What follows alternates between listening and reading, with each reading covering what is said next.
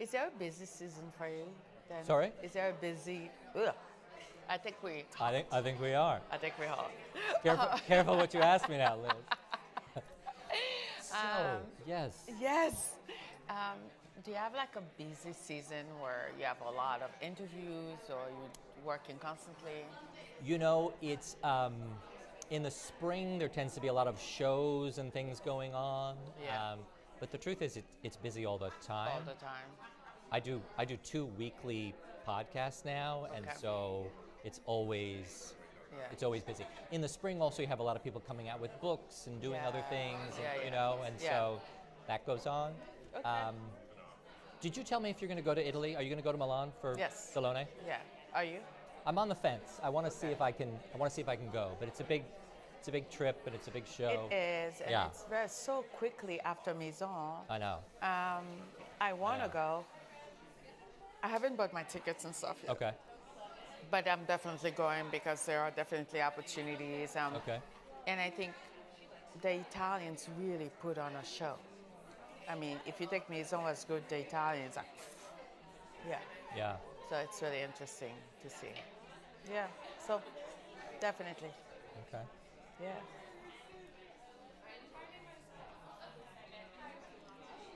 Hi. I love it. There's it's a lot of students. Yeah. Okay. I love this. Yeah. I love this. I mean, I think I told you. So we never used to be able to get the students to come before I was doing this. Yeah. You know, because the talks were so boring, Yeah. and they weren't for the students. Yeah. But now, I mean, Exactly. This is- Yeah. It's really nice. Yeah. yes, Yeah. so excited. Love this. No, because I want to get them excited. Exactly. I want them to see this as a fun industry, interesting It is. people.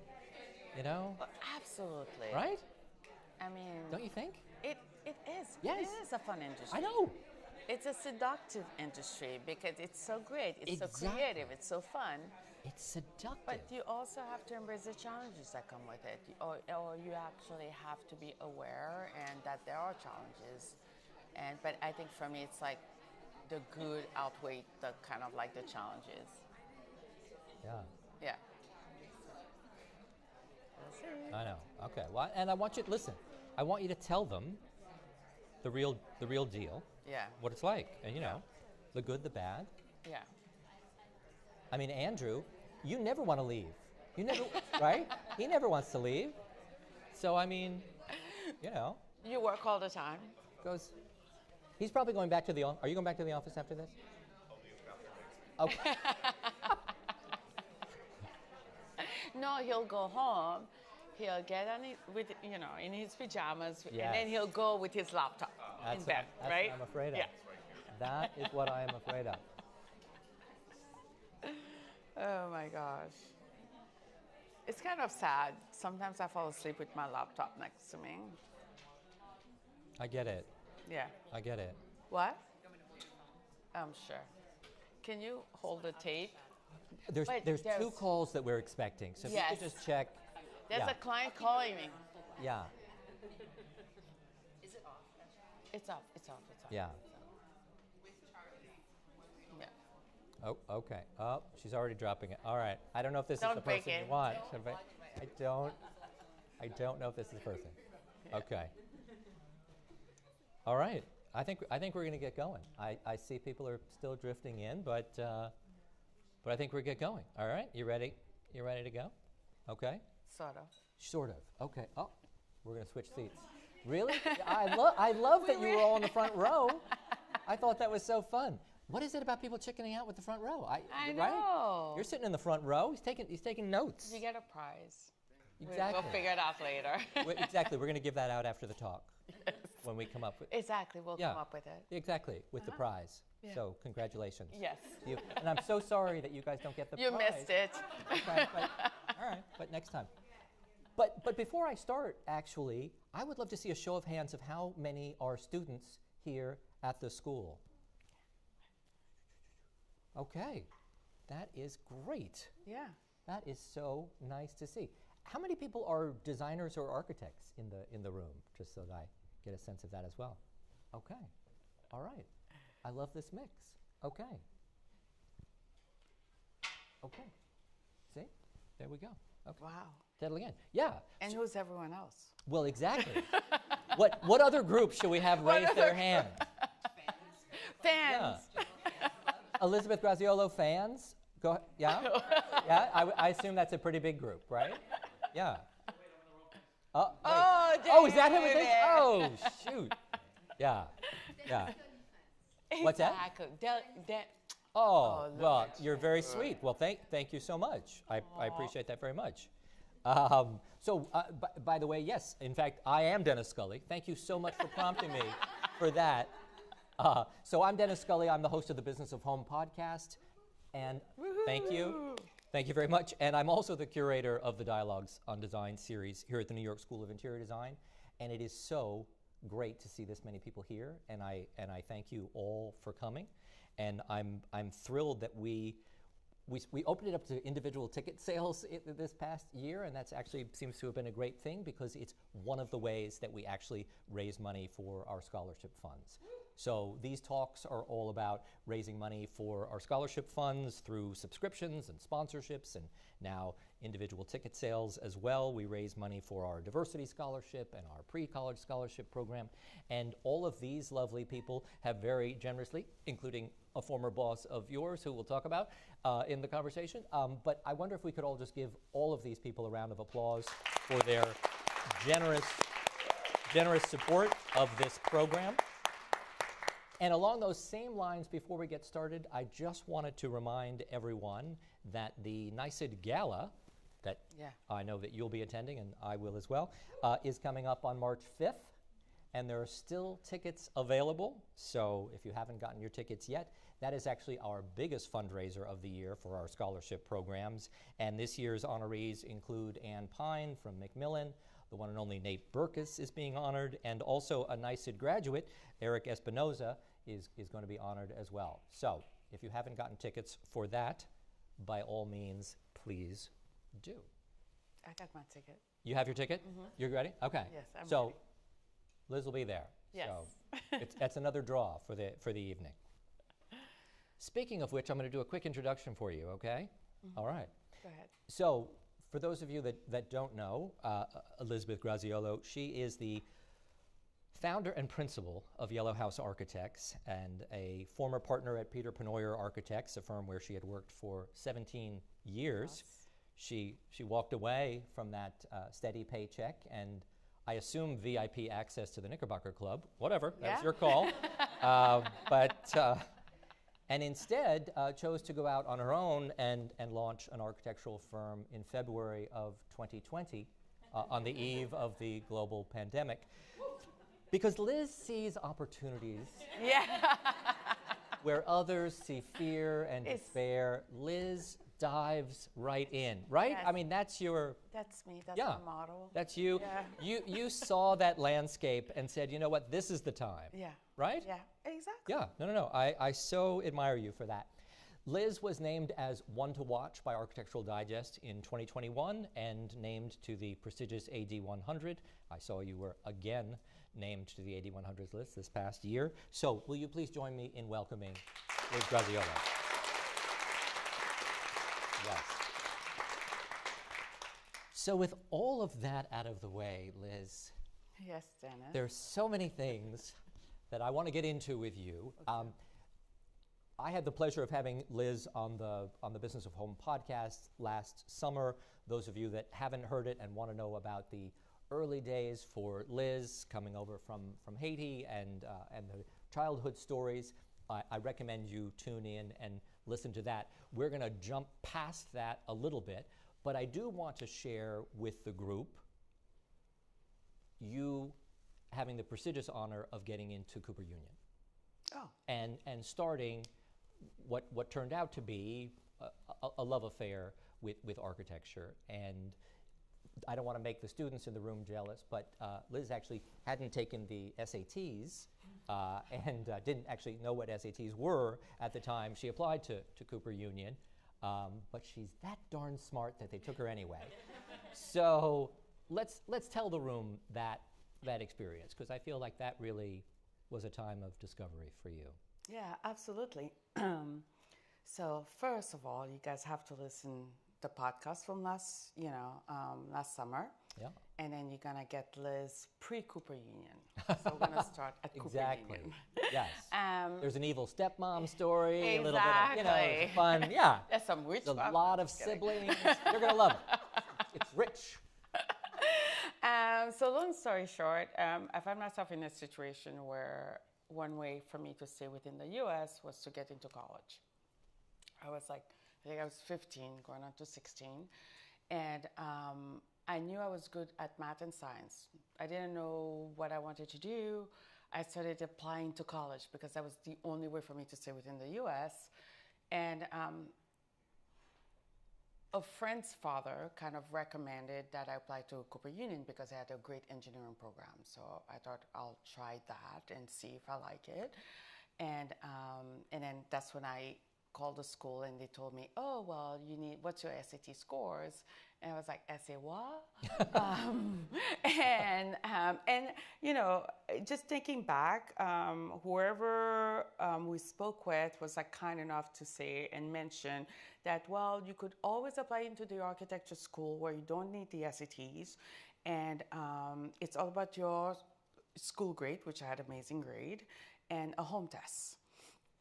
And they sent a home test to me, and I was thinking, of course, I'll get into the architecture school, and then I'll transfer over to the engineering school. You'll just tiptoe into the engineering school. Seriously. Sure. And I applied into the architecture school, and I got in. And after that first semester, it's just something about architecture that, was so seductive. It was like the way you look at the world. I was always a curious person by nature. It was like the way you were taught, at least at Cooper, what to see in the unexpected places. And I just kind of like fell in love with the field, and I never looked back. I felt very fortunate. Not only I went to Cooper, I graduated, and I was lucky enough to land my first job at a very small firm where one of the principals was a woman architect.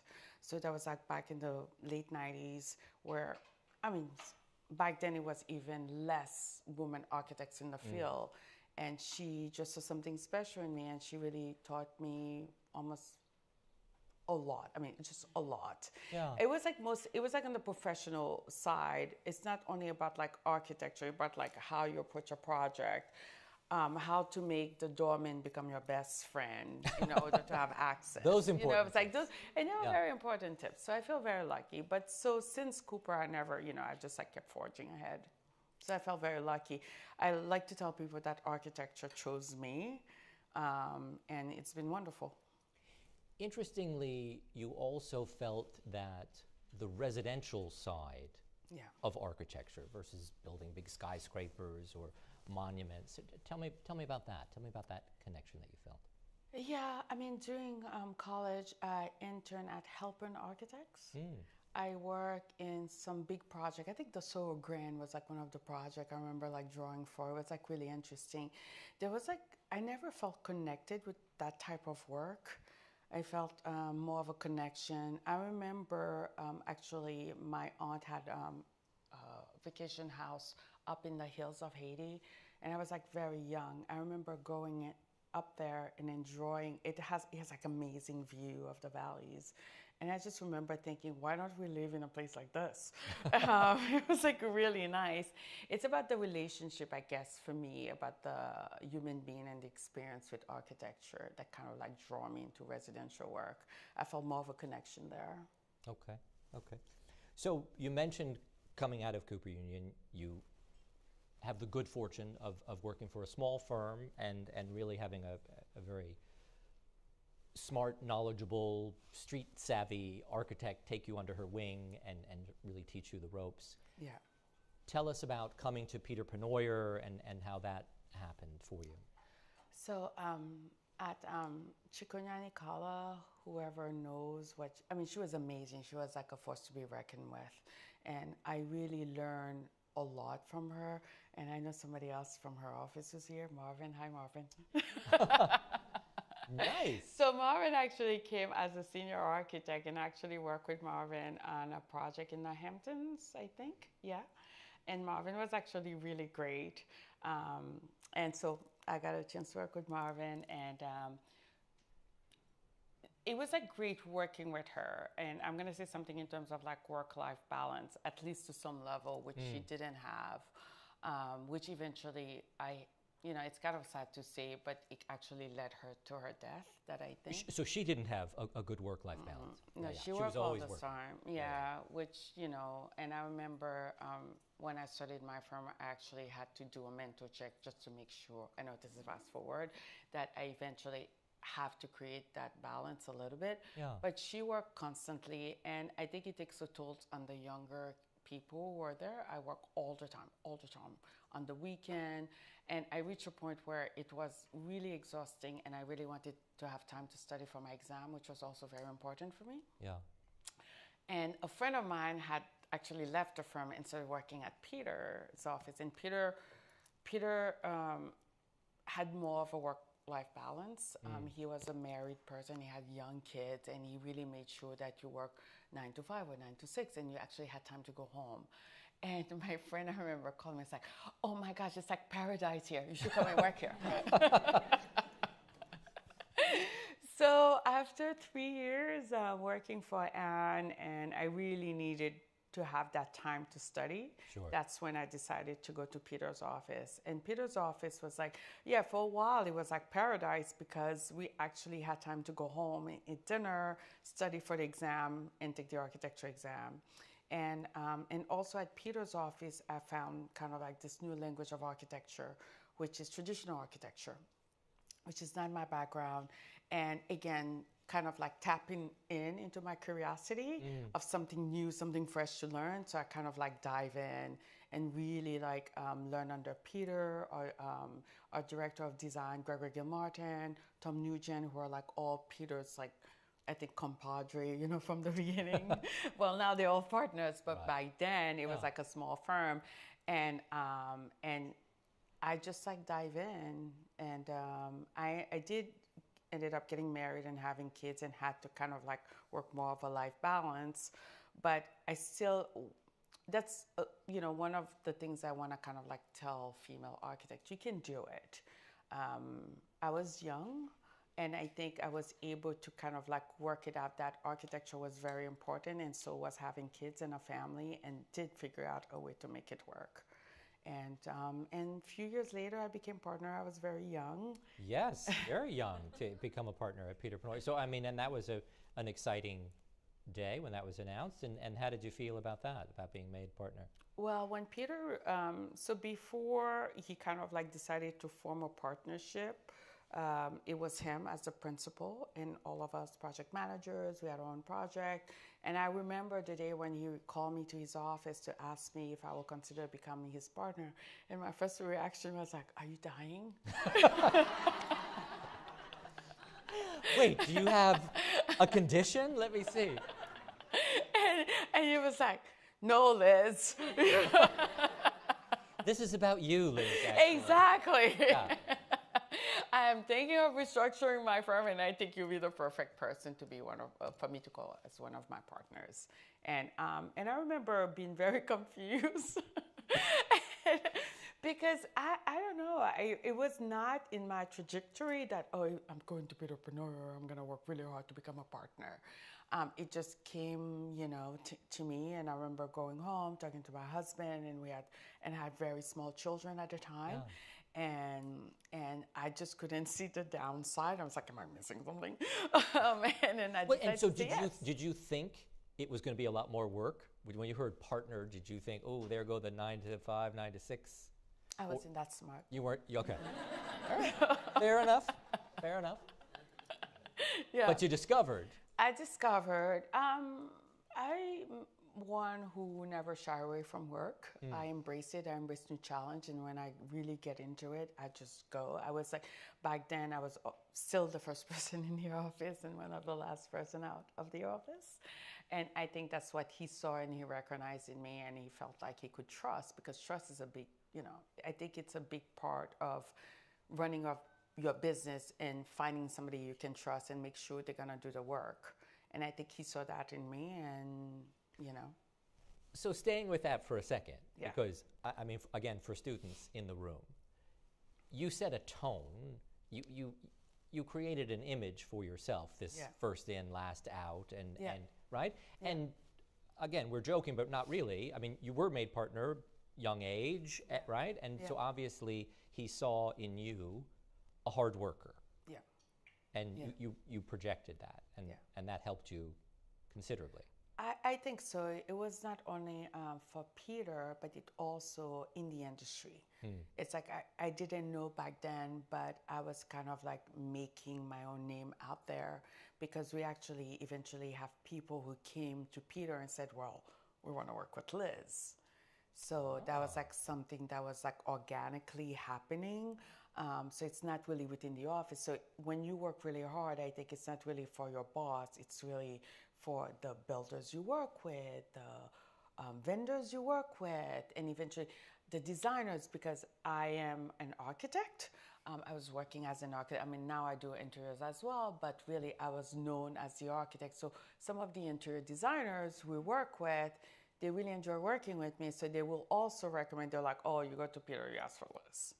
And then, so eventually I felt like I fostered this relationship, which probably kind of like helped when I eventually started my own firm. It was those connections I fostered over the years who actually, it's paying off now.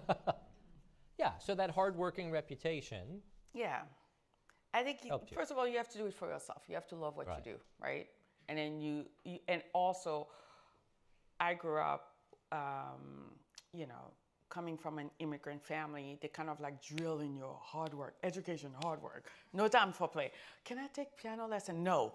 It's like, go to school, study, So I came from that background where your hard work eventually will pay. And I think my parents were right. I remember my dad telling me that even if you're going to be a janitor, be the best janitor you're gonna be, and people will know you and remember that. And I think he was right. So it's with that same philosophy that I kind of like approach everything I do. And in my own practice, even like when I see these young kids, I'm like, do it for yourself, Yeah. Is this the best you can do? So.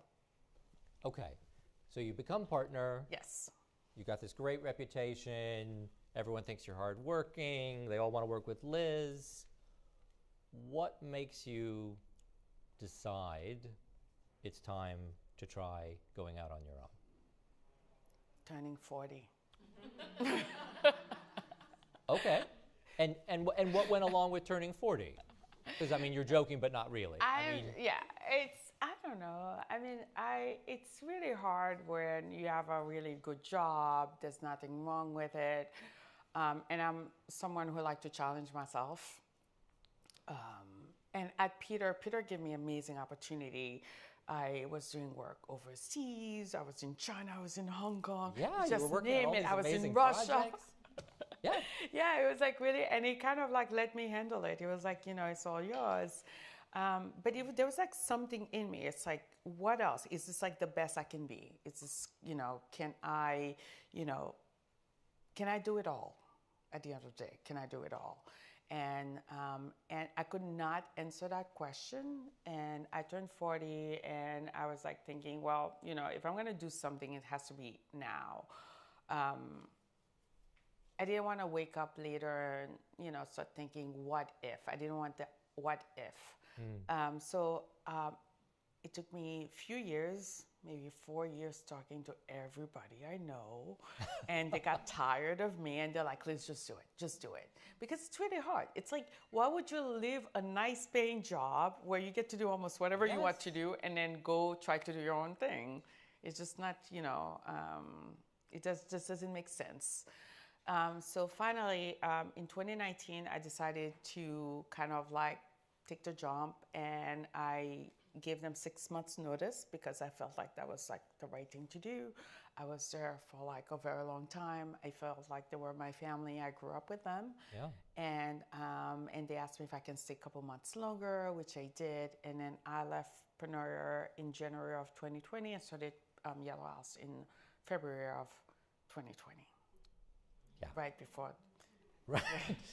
Yeah. No. We know what happens next. We lived through it. We didn't start a firm, or we didn't start our own firm. We didn't leave our cushy job with a world-famous architect to go out on our own. Exactly. None of us were crazy enough to do that during that time. But no. Can you but at imagine? least you spent several years talking with friends about it. At least you dined out on it I did. for years. I did. It was one of the It hardest wasn't just a decisions. whimsical thing that you did overnight. No. Okay.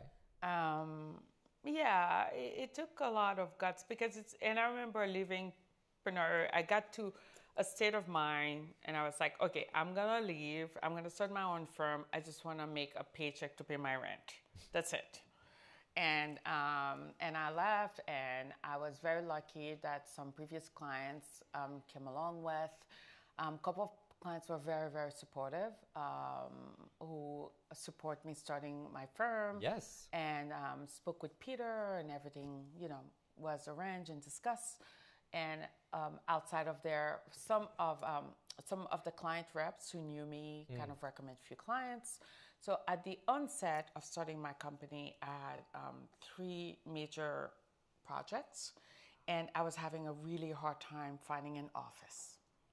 I was renting a space from a friend of mine's office, and I just remember the pressure of finding a place, hiring people, because I really needed to stop, because architecture really is not a one-man show. You need a team. Right. And I just remember that I went to see few office space that Thursday before that famous Friday, March 6th, March 13, I think. Right. Yes. Yeah. And I was, March 13th, Right. I remember. Yeah. And I was driving upstate with my sister and my daughter. We're like, oh, we're just going to go for a long weekend, and then we're going to come back. I was like 4 days. And the whole world shut down. And in a weird way, it was like, almost a blessing for me. Because all of a sudden, having an office space was no longer necessary because nobody was at the office. Yeah. So I ended up building my team all remotely that first year, the rest of 2020. I hired people I had never met before. I retained an IT company and I just purchased laptop online and ship it to them. I'm like, where are you again? Great. Okay, here. Great, you're hired and your computer's arriving tomorrow. Exactly. Great. Yeah. Love it. So, it was definitely a new way of working. Yeah. I had to quickly learn new technology because I had a whole team before when I was at Peter. People who did, all my PDF for me, mock-up drawings. I would give them, they scan it. And now they're like, oh, Liz, tell us in Bluebeam. I'm like, Blue what? What do I need to learn now? But I had to learn it and be able to communicate. I had to adapt quickly. And I think after that first year, I grew up to almost 15 people the first year. And it was all remote. It was great. And then, in November of 2020, I was thinking, I should get an office space now before everybody go back to the office. Yeah. And everybody had a deal. So we ended up getting an amazing space on 5th Avenue between 25th and 26th, which I welcome everybody to come and visit. And we're still there. Yeah. Yeah. And you were able to hire people in lots of different places, as we've talked about. I mean, you had people in Morocco, and tell me the many M's that you had. People in Michigan, Morocco, and Marrakesh. Yes. I have the 3 M's. Yeah. Yes. And in Miami? In Miami. Oh, 4 M's. 4 M's. Oh my gosh. Yeah. Yes. Yeah. And remarkably, that continues to this day. So you've got people in all these different locations, different time zones, and it all just flows. And I think it works well, especially for the people in Europe, because we kind of toward the end of our day, we'll send red marks, especially when we have client meetings. And our morning, a lot of that work is already done, and we're able to present. It's actually worked well. I was in Egypt and France at the beginning of this year, and I was working in their, time zone, and I realized when we have 4 p.m. meeting, it's like almost 11 or midnight. I was like, how the hell do they do it? So I came back. I came back to the office. I'm like, no more 4 p.m. meetings for people in Madrid and Marrakesh. No, it doesn't work. And I was trying to be fair. Yeah, but it worked. But that's what they were all doing. That's what they were all doing. And nobody complained. But I was complaining when they wanted me to attend 4 p.m. I was like, no, I'm tired. I want to go to bed. But it did make a lot of things possible. It did. And it continues to. And it still continues to do. I mean, there's plus and minuses to everything, right? So our main office here in New York, we have 15 people here. We have 4 people in Miami. I ended up opening an office in Miami about 2 years ago. We have 4 people there, and we have people upstate, New York, Michigan, and Europe. It works, but I think at the end of the day, we are in the design industry. It definitely helps when somebody is in the office. It goes, I mean, we had to adapt during COVID, and we made it work. But at times, it's just really easy to be able to have that, to have the office space, to be able to see, samples and be able to touch things. It's really nice, but it's working though. Yeah. No, it's an interesting setup, and you got through it. I mean, you got through this crazy time. You had these generous clients who very nicely supported you in the early days. Yes. And that was great that Peter let you take some people and right, and let you out of your non-compete agreement. It was also very nice. I think the client asked nicely. They did, I think right. It was like a couple of clients, and I was like very respectful of him because a friend of mine and I, we joke, we were like, well, Peter was like the gentleman who took you to the party, because I feel like a lot of the connection I made over the years was because I was working at his firm. I was able to be exposed to this group of people, and I'm very thankful about this. I mean, it's like really, really nice to be able to kind of like make those connections over the years. So I was very respectful to him. So when a client came and asked me, well, I want you to finish my project, I'm like, it's a Pennoyer job. Go talk to him. Yeah. And then they will go and they will talk to Peter. And then most of the time, well, I think he said yes. So that was like very nice of him. Yes, that was generous. And yeah, as we've actually heard in this room, not everyone is that way. So exactly. Yeah. Exactly. So yeah, but he was generous that way. And I wonder, there's so many things that I want to get into with you, and I also want to plant the seed with the audience that we are going to open it up for questions and have someone run around with microphones. So think of questions if you have them. But a few plants of questions that I was given prior to us sitting down was people really did want to know both the idea behind Yellow House Architects, what it meant for you, and also related to that, if not putting your name on the door was you being mindful about hopefully the firm carrying on, not always needing you specifically to oversee a project or to take on a client. So tell us both the idea behind the name and your thinking about that.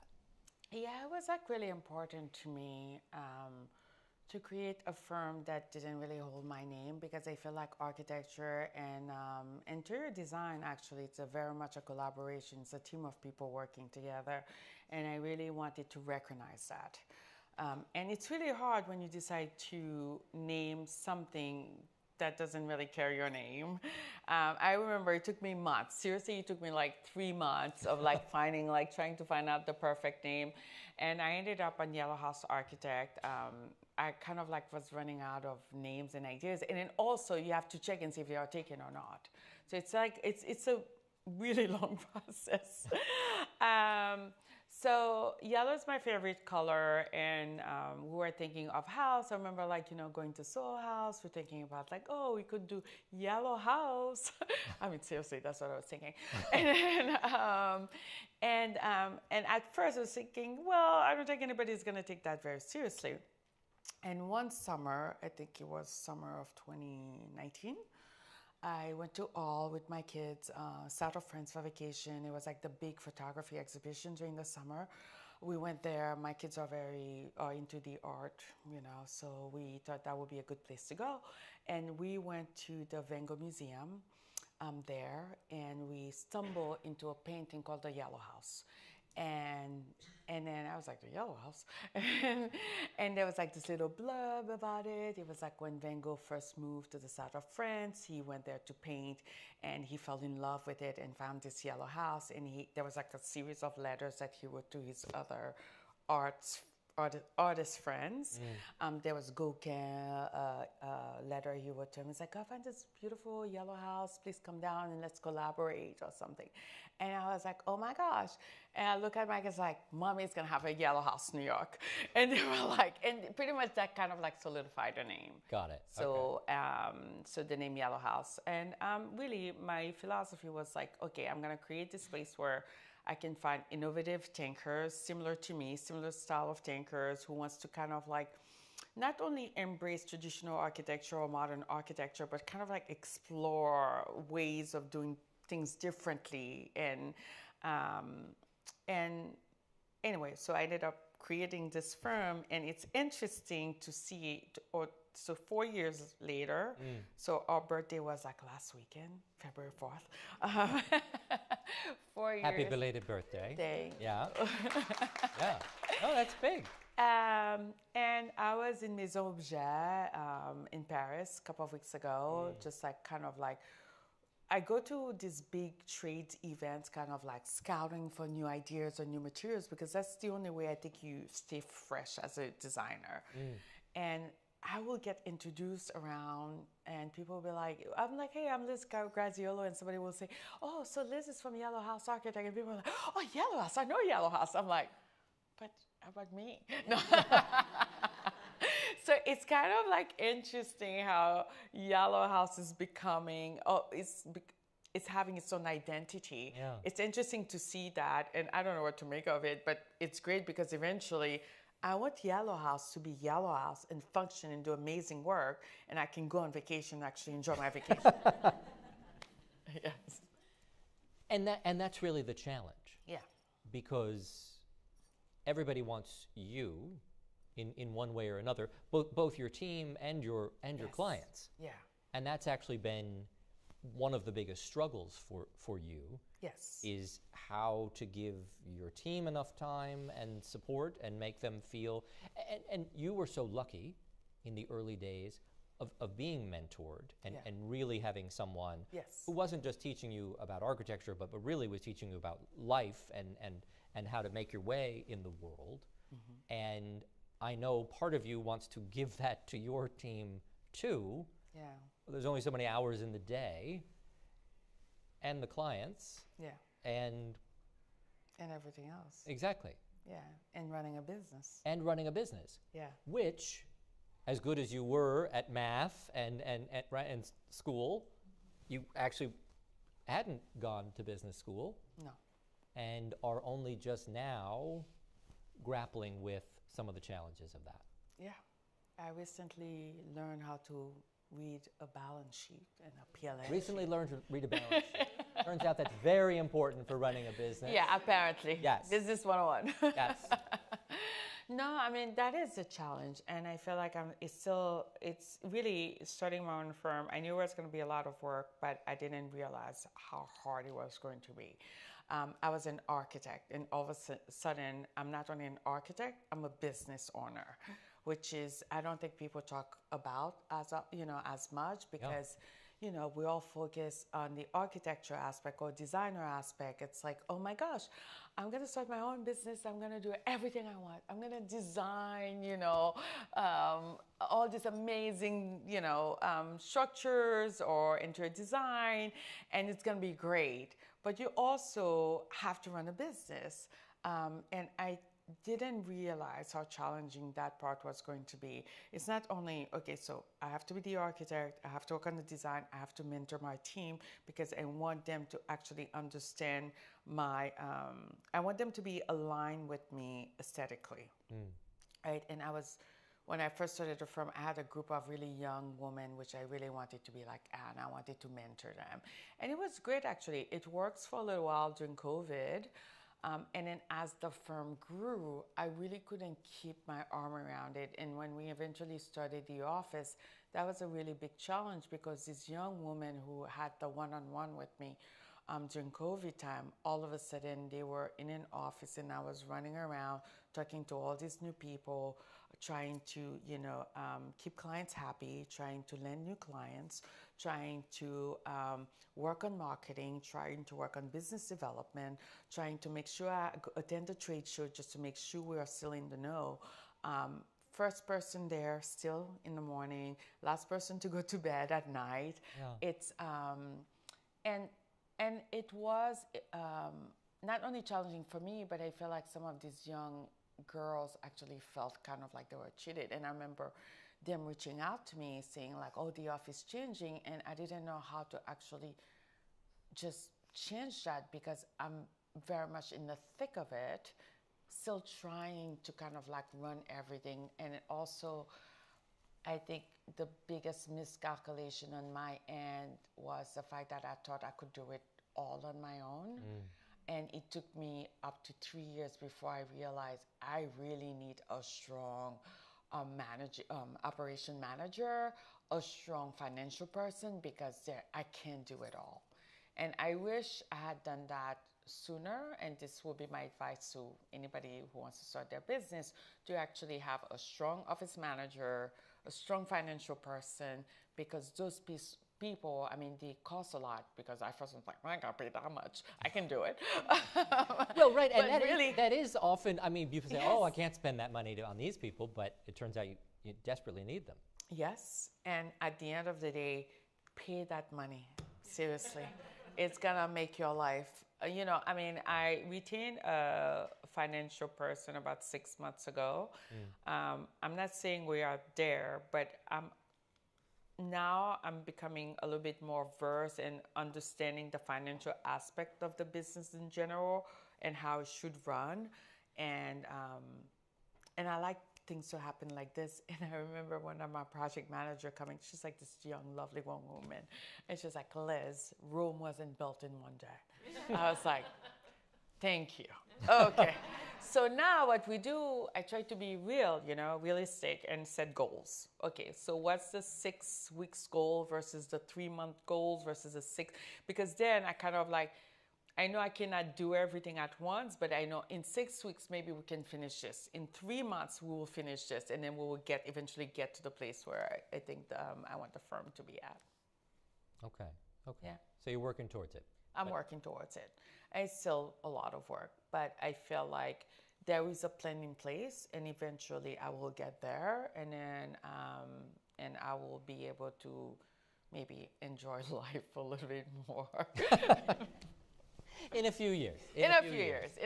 All right. I want to shift gears a little bit because I do want to share some images of work. Yes. So tell us what we're looking at here. Okay, so when I first started the company, Architecture Digest, that I think it was maybe May of 2020, reached out to me because it was COVID. The idea of having a design show house like Kips Bay, for example, couldn't happen. They were excited about the idea of having a virtual show house where they will have an architect design this virtual house, and then they will have interior designers come in and kind of like design the interior spaces. And they reach out, they're like, how would you would you be interested in designing this virtual home? I was like, yes. I rarely say no. I'm working on saying no. But, so this was this virtual home. We did the iconic home we designed for 2020. 2020, at the end of 2020. It was AD in collaboration of the Black Interior Design Network, where I had carte blanche. I decided to design a home where it was like, it's supposed to be like this old traditional villa. It was like trying to take the idea of everything I learned from traditional architecture from Pennoyer's office, marrying it with very modern conceptual design, which I learned from school, because one of my dreams was always trying to marry the two of them.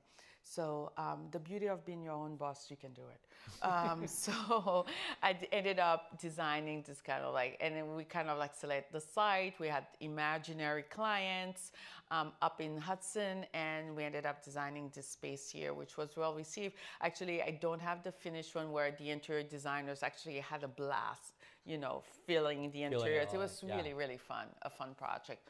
So after that, sometime toward the end of 2020, I was approached by the Compass team.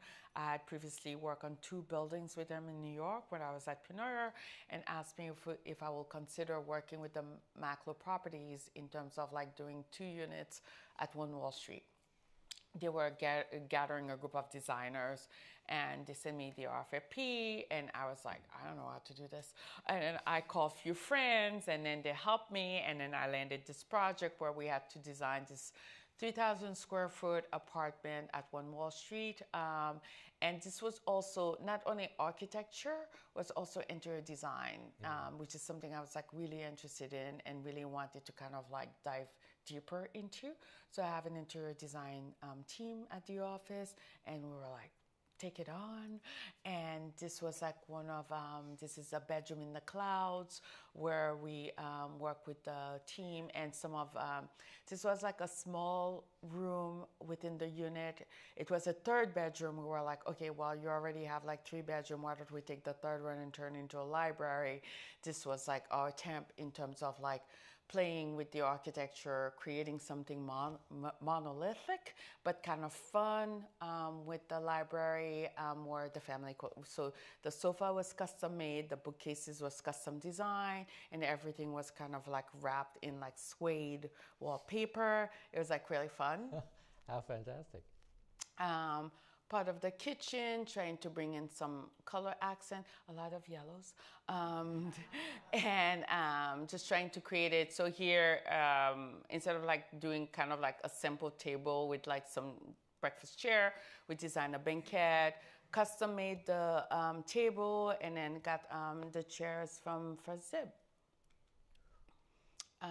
We like to make things up in my office. So we decided that the family who lived in this apartment was a young, sophisticated New York family, and the teenager was like very sophisticated. So we wanted to introduce color, but really selected very curated pieces. So this room was designed to accommodate a New York City teenager, where we, Mr. Macklowe has an allergic reaction when you use a lot of colors on the wall. So we actually had very colorful, I mean, I love color. We had like colors throughout the apartment. It was very shocking when one day I got a phone call from Mr. Macklowe himself, who wanted to teach me the beauty of the color white. And I which color he'd like the walls returned to? Exactly. Yeah. And so we didn't go completely white. So we found like, you know, innovative ways of introducing like the ceiling. We had like this beautiful green grass cloth ceiling, and we kind of like introduced this twisty color light fixture in the ceiling. And I think at the end of the day, we were happy, and he was also very happy with what we ended up doing. Ultimately. Yeah. Our unit had a wraparound terrace. We were working, there was like a long terrace. There was another designer next door and some other designers, and everybody was doing like your pure street planters. And I remember sitting with my team, I'm like, can we do something different? And I was at a trade show where I discovered this company called OPRE. Turned out that they are based in Brooklyn, and they made this gorgeous whimsical planters that are made out of concrete, where it's not, you know, I love the fact that it's a solid shape, then all of a sudden you have a slit into it, and then you have like this green spilling out. I was like, oh, what, you know, who are those people? Turned out that he is married to a friend of mine. And we ended up partnering with them, and they ended up doing our terrace. And I think kind of like their whimsical furniture kind of play well with what we're trying to do on the interior. So I love this shot where you can kind of like see half in and half out. I do believe in like giving back and internships. So we have an internship program in my office. So every summer. Write this down. Yeah. Every summer, we take at least anywhere between 3 to 5 interns. So that particular summer, Look how these happy are all those interns interns. look, right? So we have University of Miami, we have Notre Dame, we have Mississippi State here. They're all represented here. They were there. So this was like a gift to them because they really helped us when we were like installing that apartment. Like that big painting behind them, for example, couldn't fit into the elevator. Some of them had to walk it up like 25 flight of stairs. Oh my God. Yes. Wow. So as you know, as a thank you, we all kind of like had like a really good fun, like, you know, the day they were shooting the apartment. I'm like, come on, let's have fun. So I thought that was a nice, fun picture for you guys. This is an apartment we did in collaboration with Miles Red's office. Our client, well, actually, had done a lot of project with Miles Red, and we were finishing up the Benson. They bought that penthouse, and they reached out to us to kind of like help them implement the apartment to fit their own family. So we ended up working, so this is like some of the shots, again, like creating the archway, finding like whimsical places to kind of like, I love hidden doors. I don't know. It's just something about them. It's like, it allows you to have like a clean wall when you don't really need to pay attention to a door. And Miles' team really enjoyed it as well. As you can see in the previous slide, they actually put a painting there. It was like really fun. So that here. So anytime we have the opportunity to do that, because this was like a closet. You're like, I don't want people to kind of keep opening that door. So I'm a huge Miles Red fan. Yeah. Tell me what it was like working with Miles. And it was really fun. Oh my gosh, his project manager was Connor. It was great working with them. They were like so easy to work with. We still pretty much stay in touch with them. It was my first, I know they had done work with Peter's office, but I was never in that team. So that was like the first time I had the opportunity to work with them. Great people, I mean, and we ended up getting along great. And clear boundaries of what you're doing from an architectural perspective and what they're doing from a design perspective? Yeah, we used to have working session with them, which is something I find very beneficial for both my team and usually for the interior designers we work with. So before we meet with the client, we always have like an hour where we check in together ahead of time. So when we present to the client, it comes as a unified team. So for example, in the dining room, you will see we went back and forth. We had ideas, we threw it to the client. Miles had ideas. So whatever stuck, which was like, I remember Miles showing her concept for the street walls, and they were like, okay, Liz, how do we make it work? So, okay, what do we have for crown molding? I'm like, what if we turn it up? So we went back and forth, and also the plaster company just joined us, and they will make a sample. I mean, down to, because these doors were also very hidden, so how the door work when it closed for everything to align, how the light switch will sit on the strié wall was all coordinated between my office. So we will design these things and we'll toss it at Miles' office. Does this look good to you guys? We think it looks good. And it's like, yes, and then we'll just go with it. So it was like actually really, really fun working with them. Yeah, sounds like it's a great partnership. I love staircases, especially curved staircases. There's something sexy about, a staircase. And I must say, almost every circular staircase I've worked on, I find myself on site with the builder on a ladder, drawing the curve. I'm like, I want it this way. So this one was like one we did for a client. It was, I wish I had like a before and after picture, but the builders we ended up getting after the unit was passed over did a great job finishing up this curve, and Miles' office kind of placed this urn, which I thought was like really beautiful. This is the passageway between the stair hall and the living room. During construction, we ended up finding extra space, and I had like this cool idea, why don't we turn this space into a bar? And the client loved it. We work with Miles' office. So there was actually, the jam slides out and close, and then the whole thing disappears. So it's like this secret bar that like really is in the room. And so it's like really, that was like really a fun part of the project. Yeah. And Kips Bay. So you all recognize that. You all recognize that was Kips Bay. Yeah. So now talk to me about that. So how did you learn that you were going to be part of Kips Bay? Well, I've loved Kips Bay. I mean, I've always found it fascinating. And I think it was like the winter of 2022 when I was doing One Wall Street. A good friend of mine, I couldn't keep up with the PR because One Wall Street had a lot of PR. And a good friend of mine who's sitting here came on board and started helping me. And I was like, well, do you want to be my PR person? So anyway, long story short, she's amazing. So she ended up working with us, joining my team. And I remember telling her, oh, our dream is to do Kips Bay one day. And she kind of found out when it was. She made it happen, made the connection. We submitted the form. And as you know, I get bombarded with emails. And I got selected. I didn't know. And it was like almost a week later, I got a call from Jamie Drake himself. Jamie says, I tried to email you. Yeah, it's like, Jamie. Didn't hear from you? It's Liz, it's Jamie Drake. I was like, Jamie Drake, hi. He was like, did you see my email?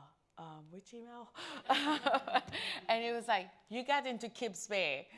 I was like, what? So it was like really exciting because it was like, you know, Kips Bay give designer an opportunity to really showcase their talents because you don't really have a client. This is like your platform. It's like, do you, like my kids say, do you speak your truth? I don't know. I don't know what they say when they say it. And I was just like, okay. And is this your truth? Is this that you? Is my truth. This is your truth right here? Okay. So it was really exciting. So, and then, you know, so first you get, you know, the news you got in, then you have to wait to find out which room you have. Then, you know, when they told me you got the entry, I was like, oh.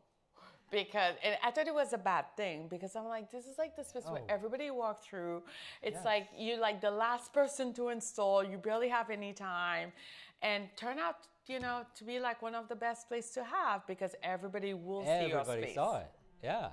So it was like really, and also when I first walked into the space, you also, you know, they tell you, well, if you take everything off, you're probably gonna have to put it back. I'm like, I don't want to do that. How can we make what we have work? And so it was a very, very traditional entry foyer that has like beautiful paneling. It was like, the challenges was like, how can we make this fresh and new? So a few weeks ago, like I said, I always like go to the trade show. I meet with vendors, understanding new stuff that are coming to the market. I met with a company from France called Atelier Barrois, and they make this like watery glass, which I had never seen before. So I reached out to them. I mean, French people are not really known to give free stuff. So I reached out to them and I had to explain what Kips Bay was, which was like something new. And I had to send them a lot of kind of like coverage because I know they wanted to be present in the US market. And so that was like a way of like making that connection, and once they realized what it was, and they say yes. So I was like, great, we can infill all the panel with this watery glass, which no one had seen before. I thought that was like a cool way to modernize the space. And for the staircase, again, and you know, introducing kind of like this veiny kind of plaster work. And we also had, so we went up there. Nazira was like, I opened the door, I'm like, what is that? She's like, it's a powder room. I was like, oh, who's doing it? She's like, it's yours, take it. You are. It's like, you're doing I kept walking, so we ended up doing, and we had fun. It was like, small spaces are very challenging, so we ended up kind of like making this mirror in front of this, gosh, I forgot the name of the young designer who did the slice fixture. So we kind of like did this in collaboration with her. I'll remember the name, hopefully before the end of the talk. But so that was like really interesting. It was like, we really received some really amazing feedback of the work there. And my team kind of like, my design team, they were amazing to work with. Christy and Haley, they just got it done. Yeah, no, it was amazing. And this is a and plaster this is the wall. staircase. This is the staircase, yeah. And then the sconces, partner up with Kathy Labors, She has an antique store on the Upper East Side, so we ended up getting the sconces from her. And then the rug also, that was like a whole another story trying to find. I didn't want to just a runner. We wanted something kind of, because everything was trying to kind of like superimpose modern with on top of traditional. We wanted to do something kind of like an antique rug, but not your typical antique rug. So we kind of like work with gosh, what's their name? Rug and Killam to get it done. Sure. Yeah, and they were really nice. I think after 3 weeks they were about to kill us if we didn't make a decision, and finally we made the decision, and they were great to work with. And without having a client, how was that for you? It was great. It was great because really, like I said, it was like the opportunity to really showcase what you can do as a designer, which is good and bad because sometimes you really second guess yourself a lot. But I think having my design director, Christy, to kind of like sometimes we bounce things off of each other, and then finally we're like, okay, this is good. Let's just do it. Because also you only have 6 weeks. You don't have that much time. You just have like to really make a decision and stuck with it. Yeah. So that's that. This is a project we recently completed upstate New York at Beaver Kill, where a returning client where I did my first apartment project while I was at Pennoyer, and we remained friends all these years. They invited me to help them design an extension of the house upstate New York and renovate their existing house. So this, because they ended up spending so much time at that house during COVID. They have 3 girls and who are grown. They wanted a huge living space where everybody can kind of like hang out and also have separation where they can do work if they decide to work from home. So we work with an interior designer, Robin Henry, also formerly, who used to work for Katie Reader. So these were like the Peter Pennoyer and Katie Reader babies working on this one. And so we just finished this project, which we believe our client is very happy with. And this is like it's just like trying to open the kitchen and have that relationship between interior and exterior. This is the dining room, which was like a small space. It's like, how to make it interesting. I kind of like redesign it to be more of an octagonal shape to give it that coziness and give it architecture interest. And then Robin ended up introducing this mural. And again, a hidden door. Can anybody find it? Yes. And then so pretty much that whole extension was added from the house, and kind of like, how do you add to it and make it look like it was always there. So that was the version, and also where they hang out, how to open that whole space to the exterior. So these are renderings of future projects. So we are currently working on a new building that's going to be on 75th and 3rd.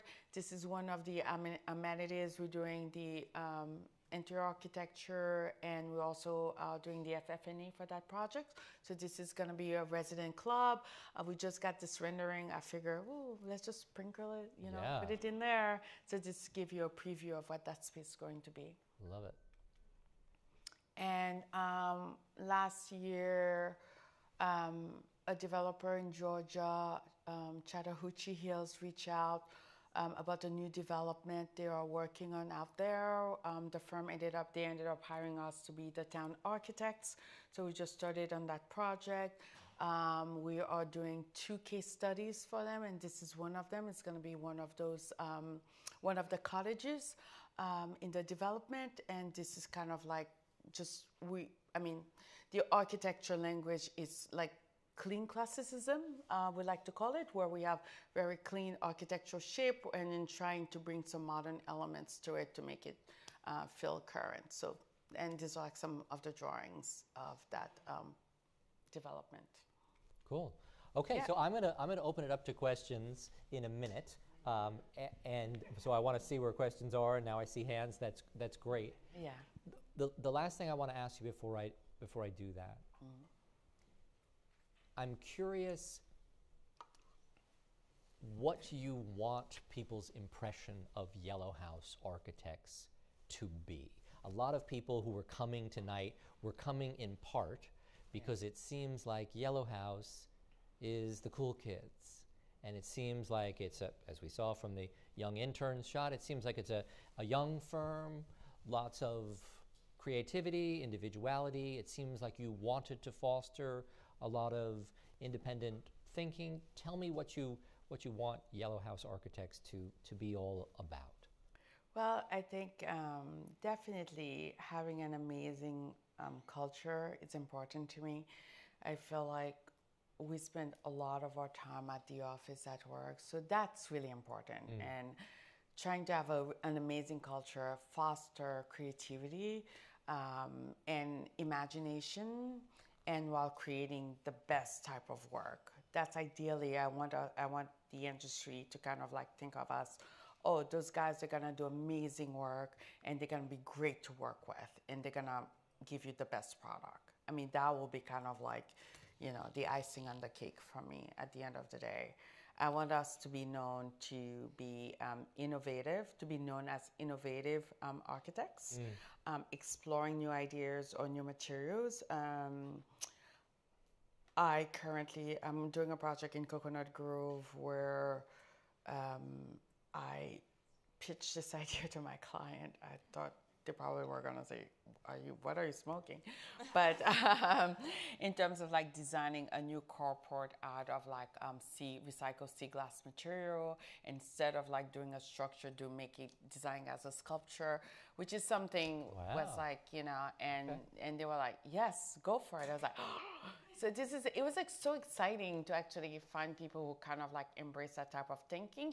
We are designing and where the house itself is going to be traditional, but you kind of like superimpose it with just like cool, fun things. And also that will be almost like exploring new material. I think it would be fun for them. It's a young family and this could be a cool thing for their kids. I don't know.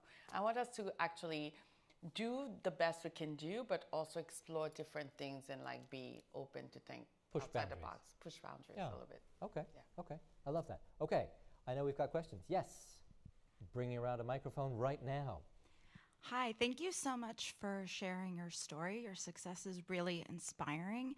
I am wondering what advice you might have for, say, another female architect and interior designer who recently launched her own firm looking asking for a friend. Okay, I know, asking sure. for a friend who is looking to level up in terms of the scope of projects that you're getting that recognition from, say, Architectural Digest or getting on the Business of Home podcast, who maybe her previous 20 years of experience were in commercial and institutional work and didn't come into her own firm with those same relationships with vendors, with clients, and contractors. Yeah.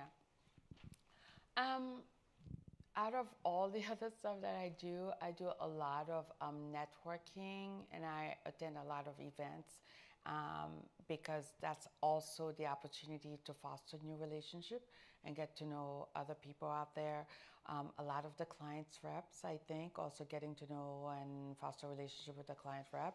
They may have that type of opportunity, and hiring a PR person like Miranda. Who'll be giving out cards at the end? Yes, she has her cards there. I would say definitely, again, going back, I was joking before, saying like I have a hard time saying no. I get invited to all these things, and at times I'm so tired. I mean, I just want to go home and sleep, but I feel like I need to be there. I need to make the connection. Because that's what actually, you know, it's part of like business development, right? Because you are your best business person, business developer. I mean, you can hire somebody to do it, but at the end of the day, you want to sell yourself, you have to be there. Okay, this side of the room here, yes. We're going to bring you a microphone right now. Oh, gosh. Oh, hi, it's Jimmy here. How are you? It was interesting to hear you, Liz. And this isn't really a question. I just wanted to say that ever since I met you at Peter's office, I always liked you. You were always lovely.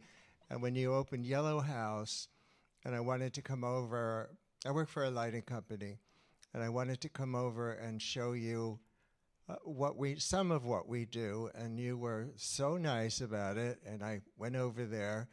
Everyone that worked there, that greeted me before that pretty room in the back with all the windows, was very nice. And they said, "Oh, Liz is expecting you." It's just very special.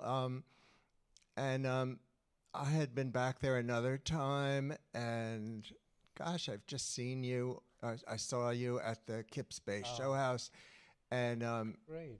you are a very smart, good, and kind human being. That's all I wanted to say. Oh, thank you, Jimmy. Yes, you, Jimmy. that is great. I think the room echoes that sentiment. Yes. Up here in the front, we have a question.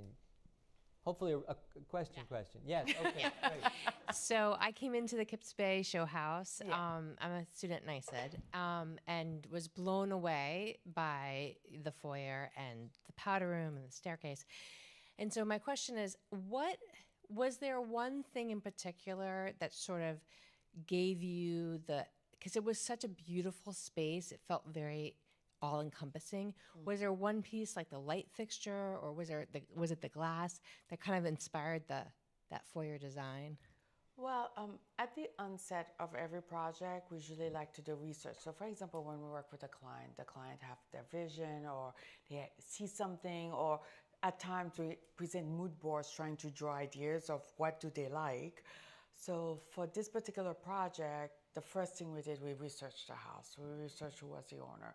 So then we found out the original owner, Mrs. Marlowe, who was like an actress, and she was like, on Broadway.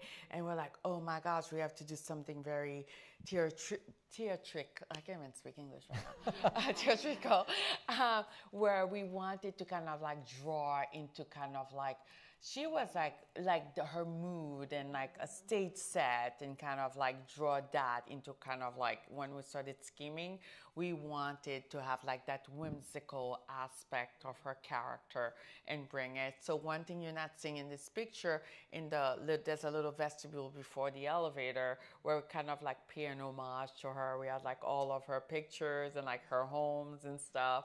So we kind of play off that story. Yeah. Love that.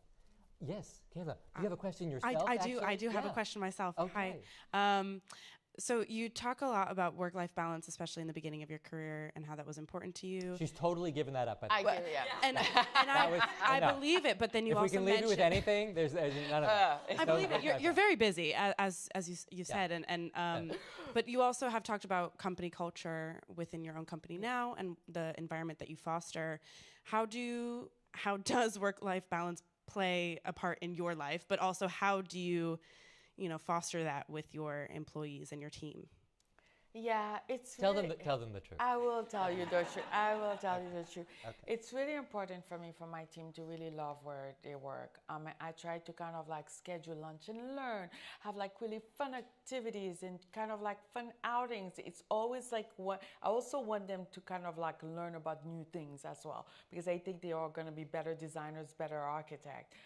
It's unfortunate for me right now, I do not have any work-life balance at all. But I feel like this is something I chose because now at a point where my kids are older, it's like the office is like my new baby, I'm pouring everything I have, but then I do have the goal. I have a goal, and now I'm like doing incremental goals to reach a point where I will create this space that can actually function, and eventually I will start having my work-life balance. But I knew what I was getting into, and I know the first 5 years, 6 years, it was going to be tough. And okay, just to be completely honest, I had to talk to my shrink about it because, okay, so one thing, and she kind of reminded me of this, because I remember seriously going to therapy. I'm not ashamed to say. By the way, that's going to come for all of you as well. Exactly.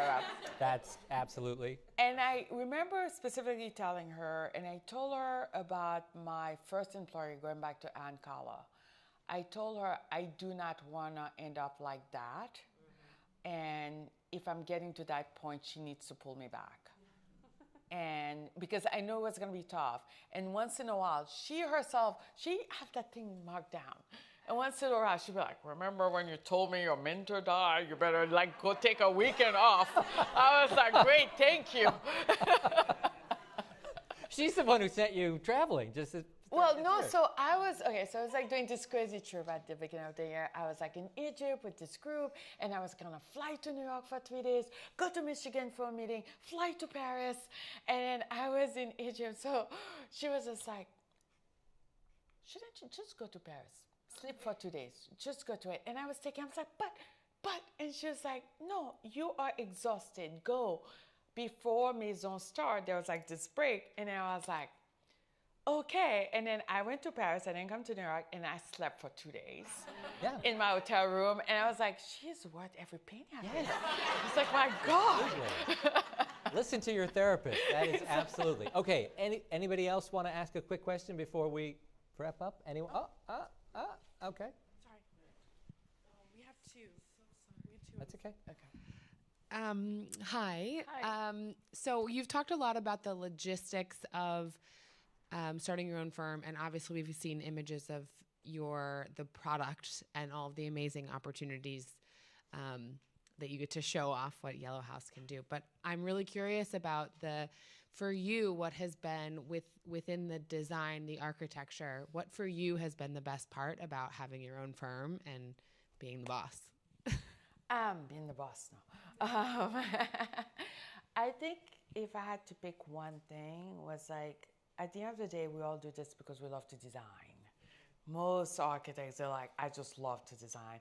It's the freedom to explore different things I feel like I would have shied away from when I was at Peters because I was like too scared. I didn't know how it was going to be if it was going to be well received or not. Here, I have complete freedom. I can, decide to pitch like this tree-like structure, parking structure in Florida, and then, and the client saying yes, So that to me, it's like the best part to be able. It's also kind of like the worst part, like as a perfectionist, you're like, oh my gosh, am I doing this right? Let me think about this. Like sometimes you have like to catch yourself and make sure you don't go into the rabbit hole. But at the same time, you have like the world is yours. So you can design whatever because it's you. You're like your own boss. You can do. I mean, I think to me that's like the best part in terms of like exploring what I want to explore. And going to Egypt and exploring, the temples there or the tombs and then bring something back with me that I think I want to explore into my design. Yeah. Oh, okay. And one more in the back there. Okay. Hi, Liz. How are you? Hi.